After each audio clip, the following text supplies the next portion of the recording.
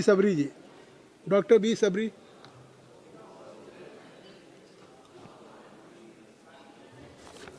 Thank you, Speaker, sir. It swells with immense pride and on that the constitutional bill that has been taken place, I'm representing from Telugu Desam Party, sir. And every woman carries energy within her. So the strength of Ma Durga, wisdom of Ma Saraswati, and abundance of Ma Lakshmi. And today with this bill, our Honorable Prime Minister Narendra Modi ji has awakened every goddess in our women, and also it is true that he has given freedom to lead the nation, and also in a true and very meaningful way. Sir, I am representing Telugu Desam Party in this parliament. The very birth of our party was in a very crucial time, a time when poverty and also corruption was at its peak, and 3.5 decades of misrule. And after this, it was only Nandamuri Taraka Ramarao Garu that who rose his voice in the center and also in the state, sir. And after this, the very first speech, political speech, he has said that in a country that is ruled by the women prime minister, is it not a disgrace for women not to be safe in this country? Sir, this was not a question, but it was a protest, beginning of a protest to realize the vision of women-led development. This is the legacy of Telugu Desam Party, a party that lived for women and a party that calls every woman Ada Padachu, that means sisters, and a party that always honored and respected women. And sir, this women empowerment, TDP has never seen it as a welfare policy, but always seen for the betterment of society. And the vision of Nandamuri Taraka Ramarao Garu and our Honorable Chief Minister Chandrababu Naidu Garu aligns with the vision of this bill that would convert ordinary Nari to Narayan. And the reforms that Nandamuri Taraka Ramarao Garu brought in the early 1980s were now the templates for the national policy that has been taking place from the decades and also days. One of the historic decisions that Telugu Desam Party has taken place when country was debating still about the BC reservation, it was the first party to announce 30% women reservation in all government jobs and also the local body elections. This has liberated women, and also this has given them freedom and given a special place in our society.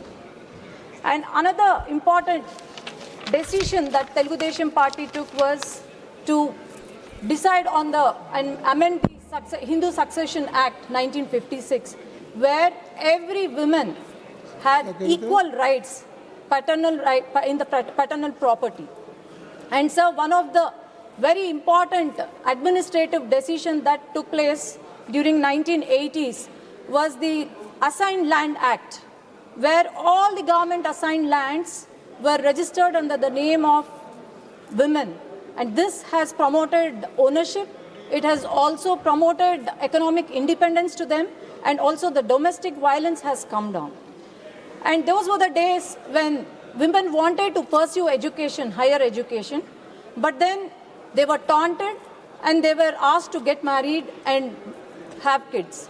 And it was N.T. Ramarao Garu who has established the first Mahila University in Tirupati, that is Sri Padmavati Vishwavidyalayam. And here women could stand on their own legs, and most of the women of that generation now are the successful women and are the products of this university, sir. And we were far ahead of the fast-track courts to give safe environment to and non-threatening environment to the women. We were the first party to establish Mahila courts and to give speedy justice and also give proper justice to women in a proper way. And sir, another important decisions was the Dwakra policy that was in the national policy, which started in 50 districts. Under the leadership of our Honorable Chief Minister Nara Chandrababu Naidu Garu, the only state that was successful in the entire country in Dwakra program was Andhra Pradesh.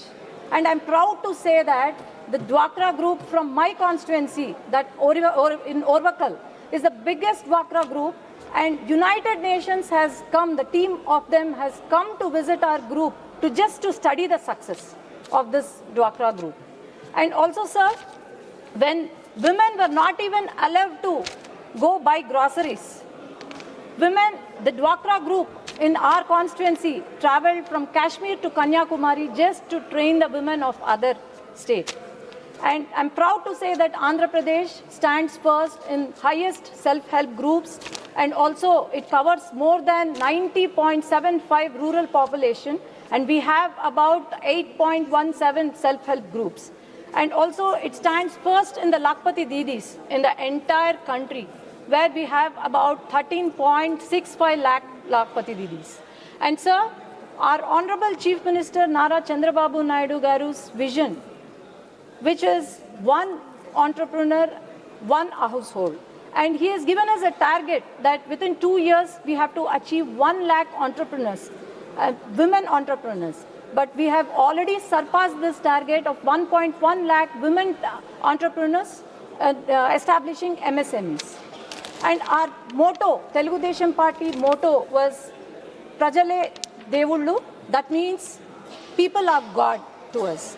And also the responsibility of Telugu Desam Party is Prajala Vaddake Palana, which means welfare to the governance to the doorstep.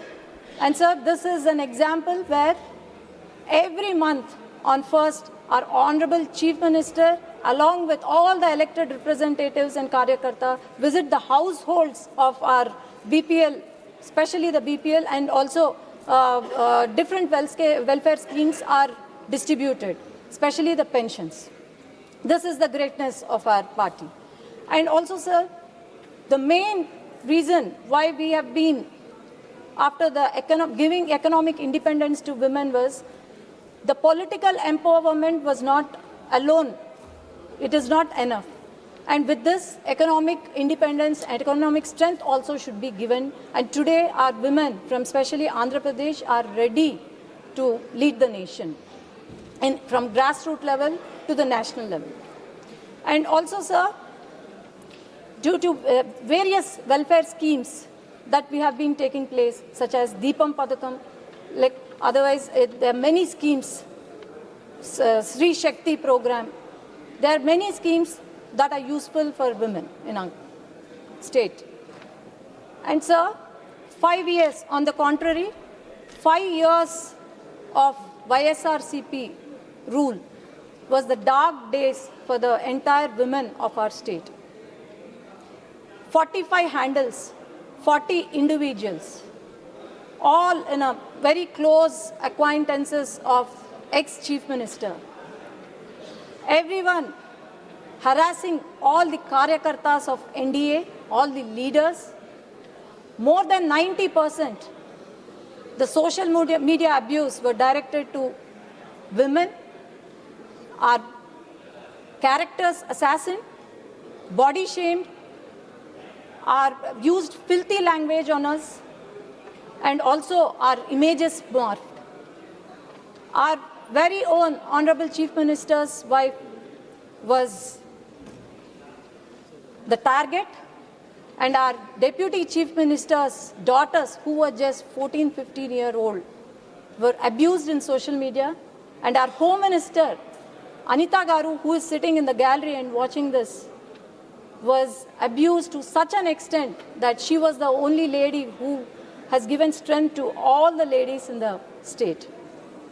And sir, the party which did not care, which did not share space with women, a party that humiliated women, and a person, our then ex-chief minister, who did not protect women in the state, or who did not even stop the social media abuse, neither he or his party leaders have any moral authority to even talk about this women empowerment or this bill, sir. And the story of women empowerment, it is not a story because of the lack of intent, but it is because of delay, which was introduced in 1996, which was discussed, debated, and then again referred to the committees, reintroduced, and again lapsed. It was only in 2023 when the nation witnessed not just the passage of bill, but it was the decisive correction. It was the women empowerment was delivered, just not debated. And sir, they had a very clear vision that political empowerment cannot be isolated. The political empowerment cannot be achieved alone. So this is where they have planned it in such a way that we women are not just ready to raise the voice, but are economically strengthened and are supported institutionally. And also, sir, through various initiatives such as Sashakti Netri Abhiyan, about 7 lakh already elected representatives are ready to face the challenges.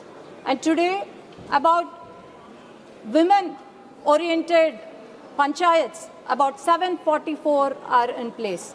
And other initiatives such as Panchayat to Parliament, where women are equipped, they are confident, and they are also trained to face the challenges and lead the nation.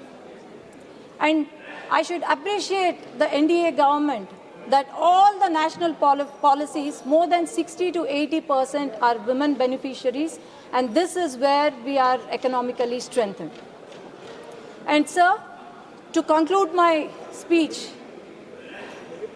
I can tell few words, sir. Gone are the days when we were defined by confinement, silence, or even dependency. Gone are the days when our roles were restricted only to wife or daughter or mother. Gone are the days when the nation was talking about women development. But here comes the days when nation is talking about women-led development, and the nation is giving us a chance to compete with the world, compete with the nation, and also giving us a chance to lead the nation in a rightful way. And as women shine, the nation rises. And sir, I would like to thank our Honorable Prime Minister Narendra Modi ji, and especially from every women elected representative from my state, and also the Mahila MLAs, and also chairmen who have come just to witness all the way and sitting in the gallery and watching this historic moment. Would like to thank our Honorable Prime Minister to get this important bill and change our lives. Thank you, Bharat Mata ki.